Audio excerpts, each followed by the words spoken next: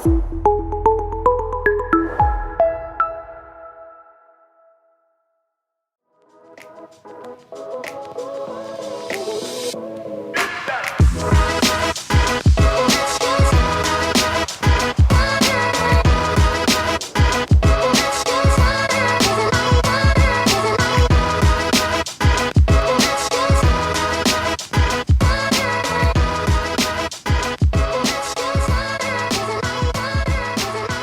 teman-teman, kembali lagi di podcast Medisco, Cochlea, Creativity and Communication, Health Knowledge Achieve.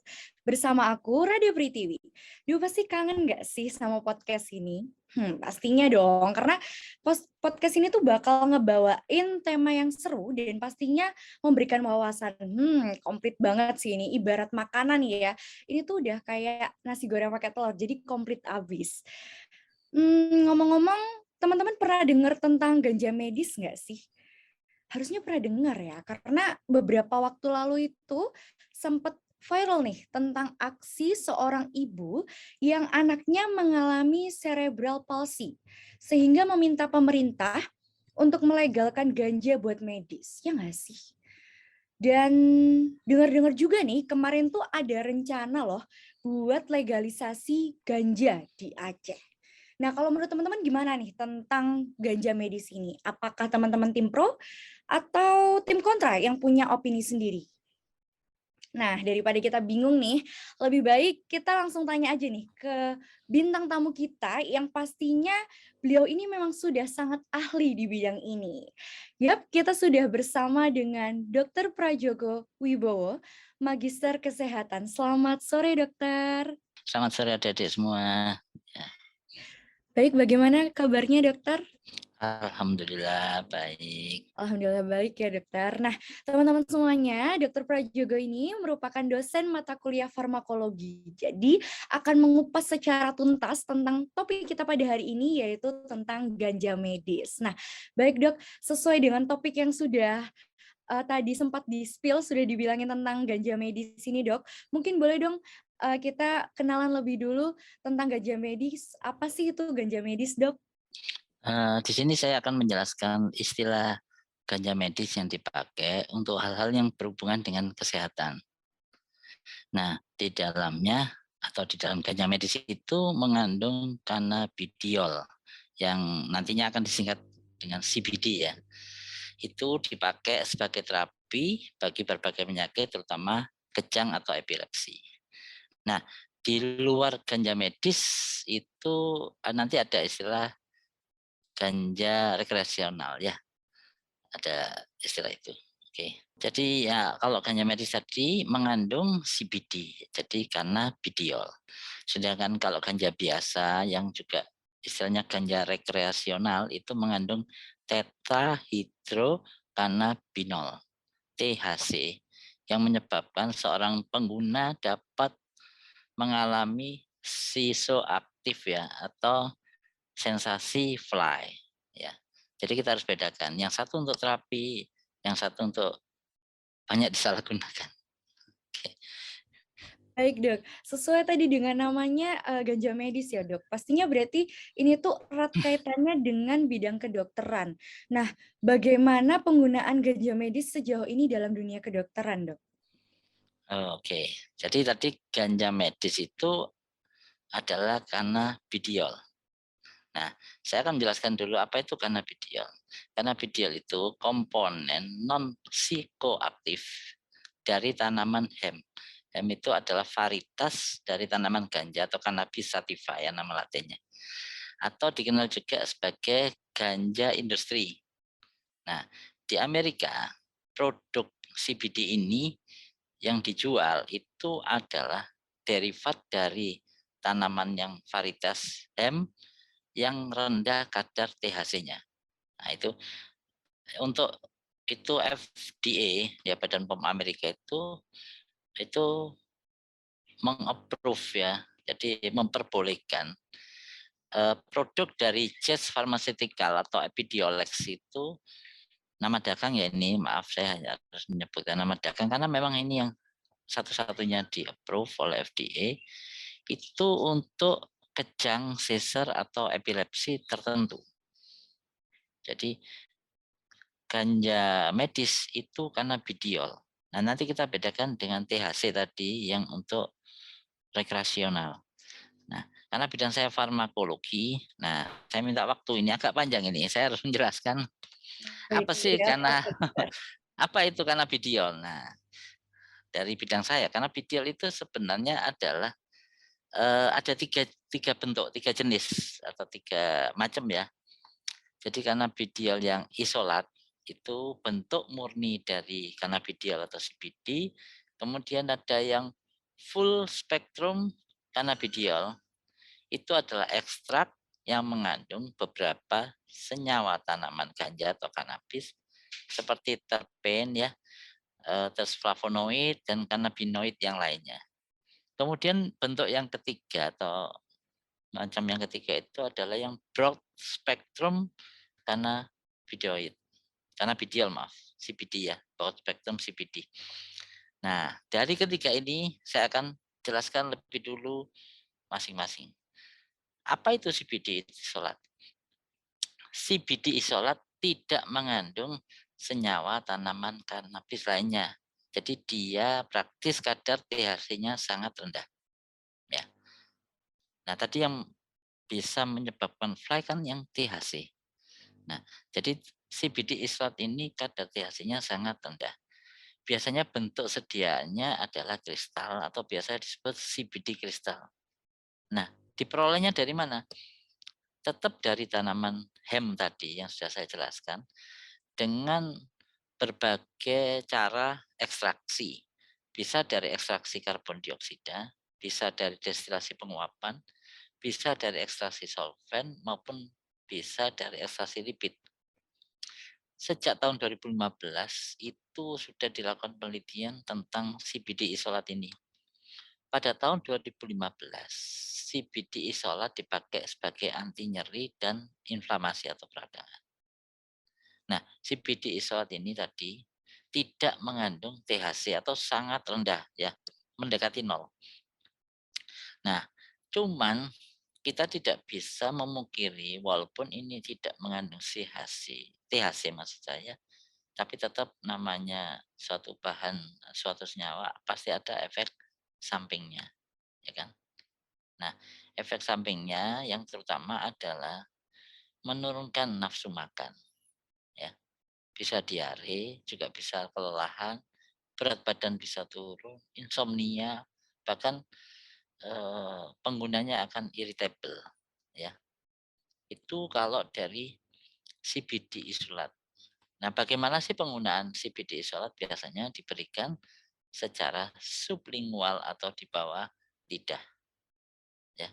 Dalam waktu 90 detik, isolat ini tadi akan larut. Nah, penderitanya harus minum air putih ya, itu dan ditelan. Jadi akhirnya secara oral dan secara sublingual. Jadi sebagian besar sublingual, sebagian kecil sisanya akan melalui oral seperti biasanya. Nah, kemudian yang kedua tadi full spectrum CBD. Nah, full spectrum CBD ini kadar THC-nya kurang dari 0,3%. Dipakai sebagai apa? Sebagai anti kejang, epilepsi, spasme otot, dan lain-lain.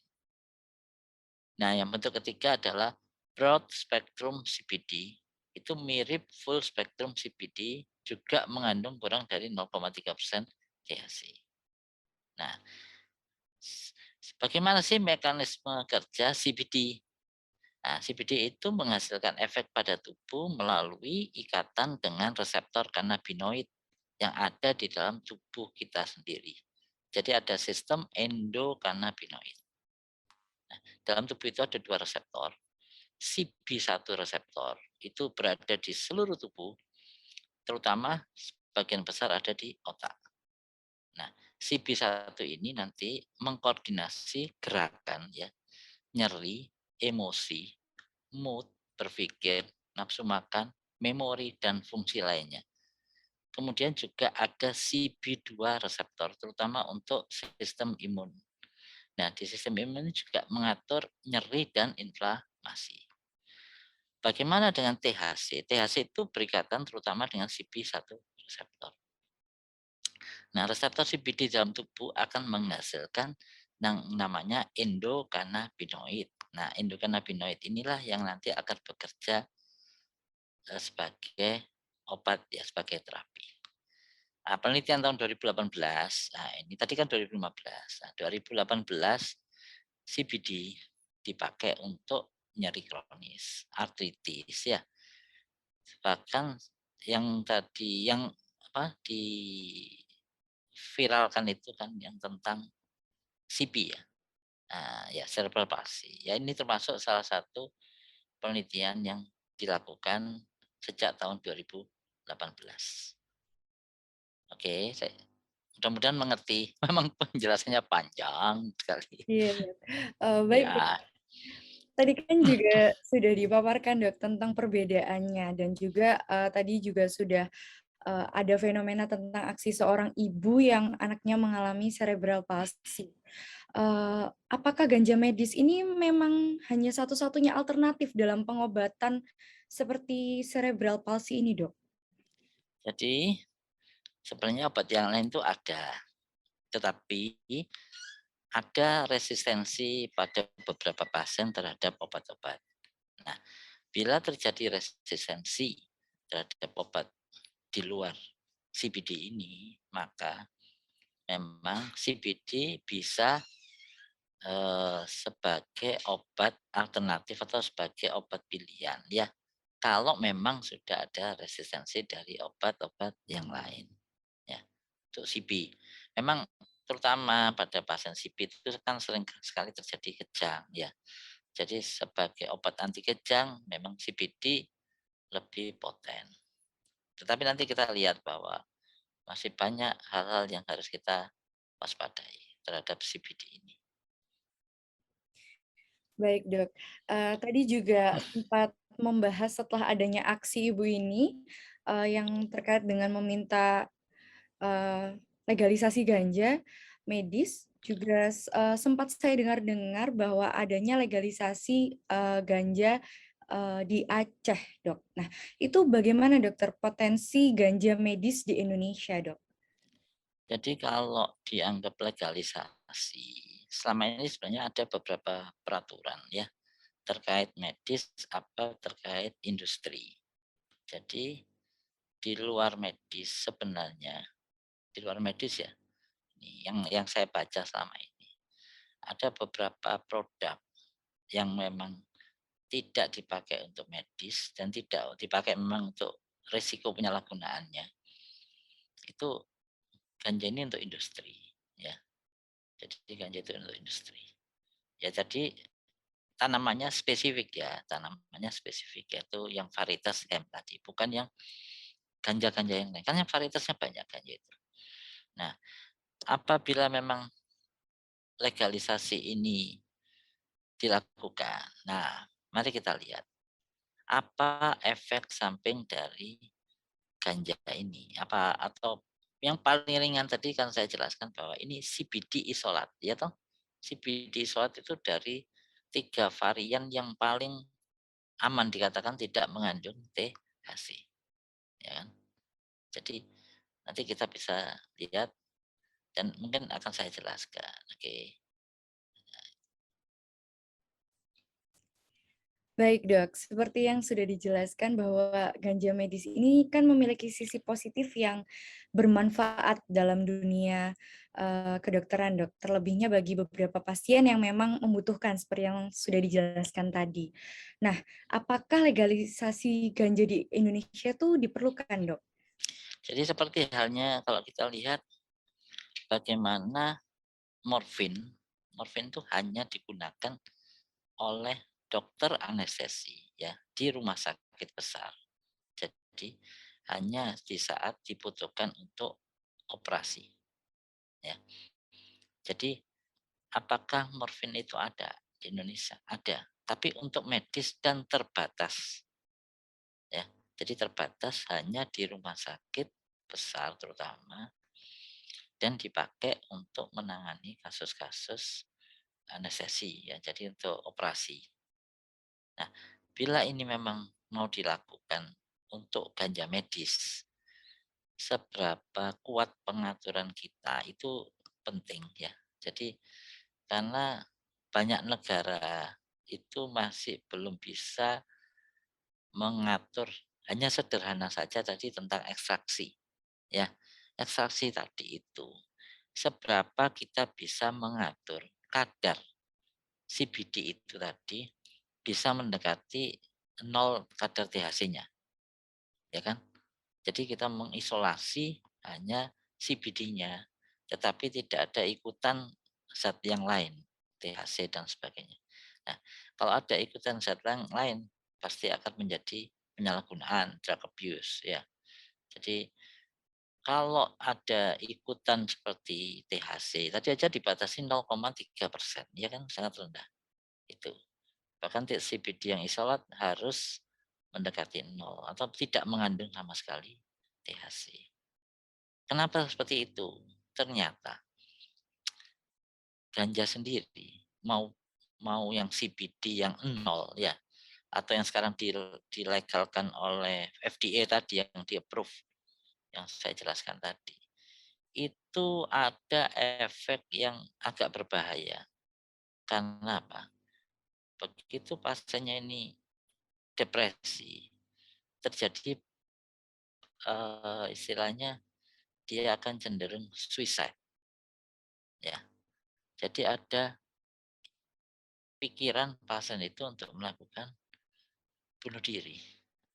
Nah, ini yang berbahaya sekali ya. Nah, kalau kita lihat perbandingan ya, ini perbandingan yang ada di Amerika dari penelitiannya yang saya ambil memang penelitian-penelitian di Amerika. Bayangkan aja di antara 500 pengguna, satu akan melakukan suicide. Risikonya besar sekali. Jadi 1 banding 500. Itu sangat kecil sekali, sangat besar itu untuk suatu kasus, ya kan? Nah, kalau itu apalagi kalau disalahgunakan, ya, bukan kasus-kasus yang memang butuh CBD tadi. Jadi di FDA sendiri itu di labelnya itu di warning bahwa 1 banding 500 itu nanti akan terjadi bunuh diri ya. Terus juga depresinya akan semakin buruk ya. Itu kecemasannya juga buruk, jadi agitasi orangnya ya, insomnia, irritable yang enggak tadi itu. Nah, itu. Jadi ini yang kita khawatirkan akan terjadi. Apalagi kalau itu disalahgunakan. Oke. Baik dok, tadi kan dokter menjelaskan adanya resiko. Nah, apakah dalam penggunaan ganja medis di Indonesia ini ada hukumnya dok? Kita kan memang belum mengatur undang-undang untuk penggunaan ganja medis. Kita hanya mengatur undang-undang tentang industri, ya, tentang industri. Jadi kalau kita lihat berapa kasus CP di Indonesia dan berapa nanti risiko 1 banding 500 yang tadi itu kita eh, perbandingkan, itu perlu kajian yang mendalam ya. Jadi kalau nanti ternyata resiko jauh lebih besar, memang saya bisa memahami bahwa kita belum siap untuk melegalkan ganja medis sebagai terapi ya. Karena itu tadi perbandingannya 1 banding 500 itu sangat-sangat riskan. Gitu. Jadi 500 kasus satu bunuh diri. Nah, bagaimana itu? Ya kan? Sangat-sangat riskan sekali. Jadi mohon dimaafkan. Saya bukan bukan pro atau anti ganja medis tidak. Tetapi mari kita lihat risiko ya, efek samping ya toh. Itu apakah kita sudah dewasa untuk menggunakan ganja medis ini sebagai terapi gitu ya. Baik dok, tadi sudah dikatakan bisa dikatakan belum siap begitu ya dok ya. Jika nantinya suatu saat memang Indonesia itu siap menjadi salah satu negara yang akan legalisasi ganja medis, kira-kira apa saja hal yang perlu dipersiapkan, Dok, Nah, agar tidak terjadi penyalahgunaan dalam ganja medis ini, Dok? pengaturannya itu satu pintu seperti halnya kita mengatur morfin itu yang selama ini kan morfin bisa ada, tapi tidak ada di mana-mana, ya kan? Hanya ada di rumah sakit, misalnya rumah sakit Dr. Sutomo, ya kan? Rumah sakit besar itu punya untuk mengatasi kasus-kasus tertentu. Nah, apabila memang itu mau diterapkan, itu harus strict ya, harus harus ketat pengaturannya dan harus di bawah pengawasan dokter dan harus rumah sakit besar yang ditunjuk untuk eh, pembatasan penggunaan ini. Saya kalau memang itu bisa dijalankan, ya bisa misalnya disentralisasi di Surabaya, ya rumah sakit mana yang ditunjuk bahwa di rumah sakit ini bisa diberikan terapi ganja medis, ya itu atau di Jakarta saja. Nah itu, jadi itu kalau memang hanya satu pintu, jadi tidak tidak menjadi penyalahgunaan, gitu ya. Baik, Dok. Tadi juga sudah dijelaskan terkait sisi positifnya ya, Dok ya, tentang Ya, ganja medis ini. Nah, ini bikin kepo nih, Dok. Apa yang akan terjadi apabila ganja medis ini disalahgunakan, Dok? Dan dampaknya mungkin, Dok. ya itu tadi. Coba kita lihat di Amerika itu tiba-tiba ada penyerangan, kan kita nggak tahu, ya. Apalagi penyerangan terhadap misalnya penembakan dan sebagainya. Kasus-kasus itu kan kita nggak tahu. Apakah Indonesia itu juga sudah siap dengan efek-efek yang tadi ya. Pengguna akan agitasi, akan irritable, ya kan? Akan angry ya, gampang marah. Itu itu. Jadi menjadi perubahan perilaku, perubahan mood, ya kan? Bahkan mungkin lebih depresi lebih dalam. Nah, itu. Jadi kita itu belum siap ke arah penggunaan ganja bidang medis ini kecuali sentralisasi ya. Sentralisasi di mana ditunjuk hanya rumah sakit tertentu yang bisa melakukan terapi dan di bawah supervisi seorang dokter yang secara ketat. Baik, Dokter. Terima kasih nih sebelumnya tadi kita juga sudah membahas dari awal tentang ganja medis sampai tentang Terus legalisasinya. oh iya, saya lupa nih, Cik. Oh iya, Dokter, mungkin ada tambahan. Ada. Jadi kalau saya lihat ya, apa yang sudah ada produk ganja medis ini, itu pun apakah masyarakat kita bisa menggunakan secara mandiri? Artinya begini, produk itu yang Epidiolex tadi itu, yang di-approve oleh FDA itu harus menggunakan spuit ya. Walaupun secara oral, dosis itu dihitung menggunakan spuit, itu disediakan dalam 2 bentuk, 1 cc dan 5 cc. Nah, kemudian dihitung dosis, berat badan. Nah, pasien yang boleh digunakan harus di atas 1 tahun, ya. Yang boleh menggunakan kasus-kasus CP di atas 1 tahun, kemudian dihitung berat badannya, dihitung penggunaan berapa mili atau berapa cc tadi.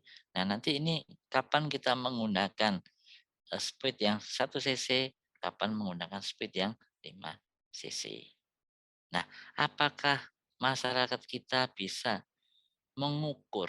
Nah, ini kembali ya, kalau dosis-dosis itu misalnya diambil sekian cc. Nah, kalau terlalu over sedikit, nah maka muncullah efek samping yang banyak seperti ini ya. Gitu.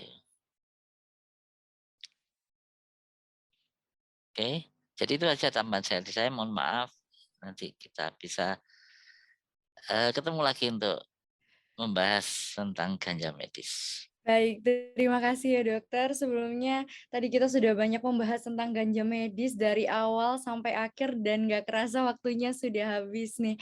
Saya mengucapkan terima kasih sekali lagi kepada dokter Prajogo yang telah bersedia untuk sharing-sharing terkait dengan ganja medis ini.